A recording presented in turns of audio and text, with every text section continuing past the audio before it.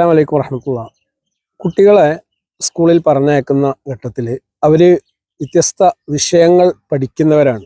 Science പഠിക്കുന്നുണ്ട്, മാനവിക വിഷയങ്ങൾ പഠിക്കുന്നുണ്ട്, ഭാഷകൾ പഠിക്കുന്നുണ്ട്.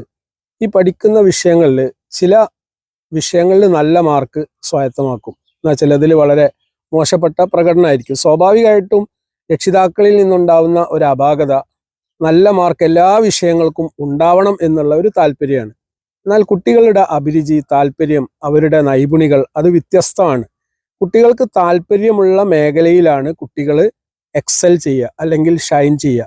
അപ്പോൾ സ്വാഭാവികമായിട്ട് രക്ഷിതാക്കൾ മനസ്സിലാക്കേണ്ടത്, അധ്യാപകർ മനസ്സിലാക്കേണ്ടത്, കുട്ടിയുടെ ഏരിയ ഓഫ് ഇൻട്രസ്റ്റ്, താല്പര്യ മേഖല ഏത് എന്ന് കണ്ടെത്തി അതിനെ പ്രോത്സാഹിപ്പിക്കുന്ന, അതിന് ഇണങ്ങിയിട്ടുള്ള കോഴ്സുകൾ തിരഞ്ഞെടുക്കാനും പഠനം ക്രമീകരിക്കാനും അതുപോലെയുള്ള സ്ഥാപനങ്ങളിൽ ചേർക്കാനും ഒക്കെ നമ്മൾ ശ്രദ്ധിക്കുകയാണെങ്കിൽ ആ കുട്ടികൾ ഉയർന്ന പൊസിഷനിൽ എത്തുക തന്നെ ചെയ്യും.